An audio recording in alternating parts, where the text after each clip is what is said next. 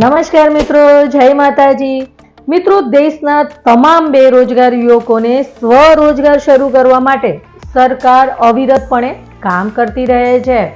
મિત્રો, જો તમે માત્ર 8 પાસ છો અને તમે બેરોજગાર છો તો પોતાનો રોજગાર શરૂ કરવા માટે સરકાર દ્વારા ખાસ યોજના શરૂ કરવામાં આવી છે.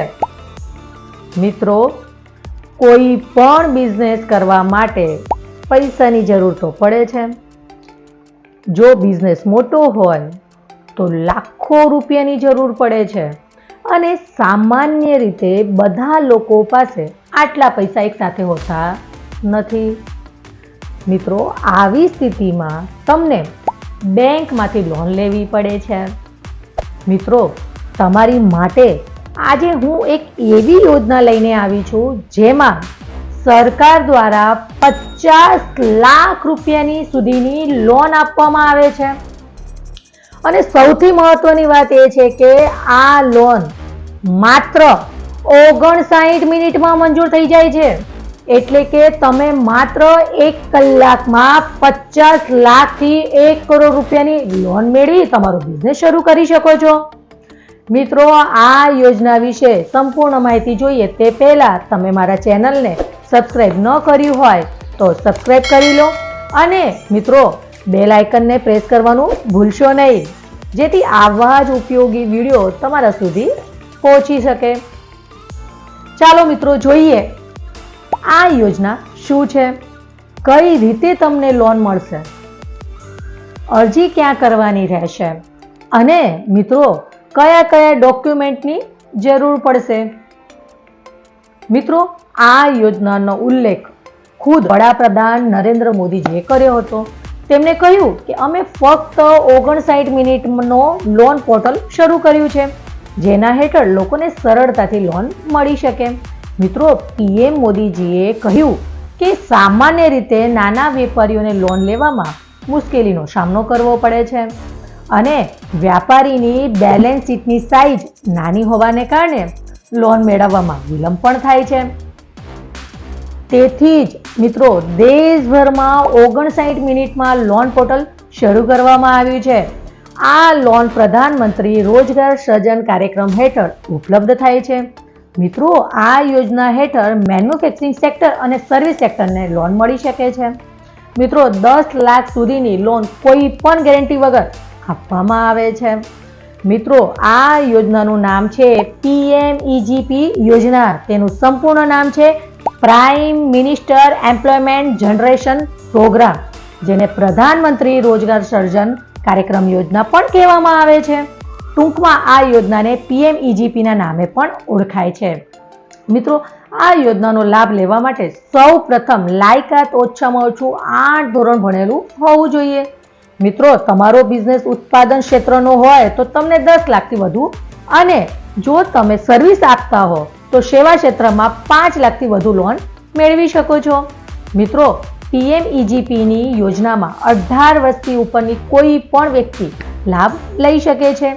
મિત્રો, આમાં સારી વાત એ છે કે આમાં તમારી કે તમારા કુટુંબની વાર્ષિક આવક મર્યાદા રાખેલ નથી.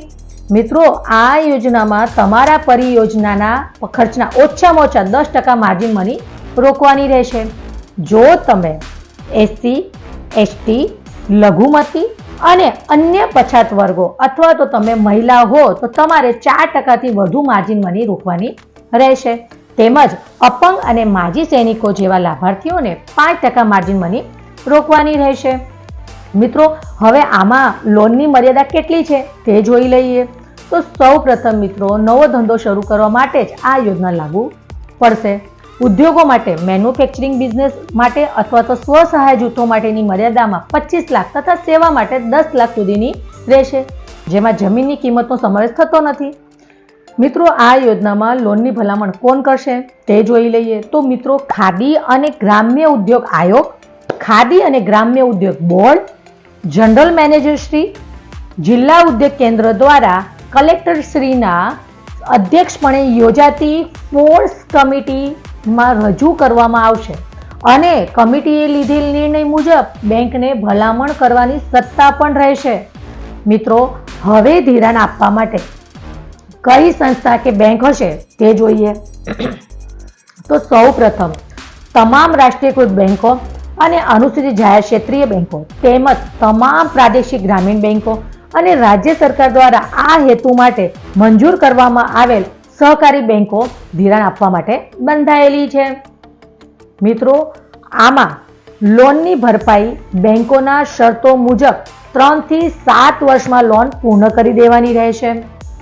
મિત્રો, આમાં નેગેટિવ પ્રોડક્ટ લિસ્ટ સિવાયના બધા જ નવા ઉદ્યોગો સેવાઓ આપવાના બિઝનેસ માટેની લોનની ભલામણ થઈ શકશે. મિત્રો, કયા કયા ઉદ્યોગો કે સેવાઓને આ યોજના અંતર્ગત લાભ મળી શકે તેની યાદી મેં મારા ડિસ્ક્રિપ્શન બોક્સમાં PDF આપેલ છે, ત્યાં જઈને તમે જોઈ શકશો. મિત્રો, જો તમે જનરલ કેટેગરીમાં આવતા હો અને શહેરી વિસ્તારમાં રહેતા હો, તમને 15% સબસિડીનો સહાય મળી શકશે. અને જો તમે ગ્રામ્યમાં રહેતા હો અને જનરલ કેટેગરીના હો તો તમને 25% સબસિડીનો લાભ મળી શકશે. તેવી જ રીતે જો તમે SC, ST અને મહિલા કે પછાત વર્ગના કે લઘુમતી કે માજી સૈનિકમાં આવતા હો અને જો તમે શહેરી વિસ્તારના હો તો તમને 25% સબસિડી સહાય મળશે. અને જો તમે ગ્રામ્યમાં રહેતા હો તો 35% તમને સબસિડીનો સહાય મળી શકશે. તેમજ મિત્રો, 1 લાખના મૂડીરોકાણ ઉપર એક કામદારને રોજગારી આપવી ફરજિયાત રહેશે. મિત્રો, આ યોજનામાં લોન મળ્યા પહેલા કે ત્યારબાદ 1 વર્ષની અંદર 3 દિવસથી 14 દિવસની તાલીમ મેળવવી ફરજિયાત રહેશે. મિત્રો, અગાઉ કોઈ પણ યોજના હેઠળ સરકારી સહાય મેળવી હોય તેવા એકમો કે તેવા વ્યક્તિઓને આ યોજનાનો લાભ મળવાપાત્ર નથી. મિત્રો, અરજી ફોર્મ વિનામૂલ્યે જિલ્લા ઉદ્યોગ કેન્દ્રની કચેરીએથી જ આપવામાં આવશે.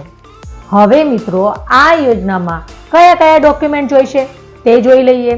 અને બધા જ ડોક્યુમેન્ટની 2 કોપી કરવાની રહેશે. તો મિત્રો, સૌ પ્રથમ 100 રૂપિયાના સ્ટેમ્પ ઉપર નિયત નમૂના સોગંદનામું બેંક દ્વારા મંજૂર થયેલું હોવું જોઈએ.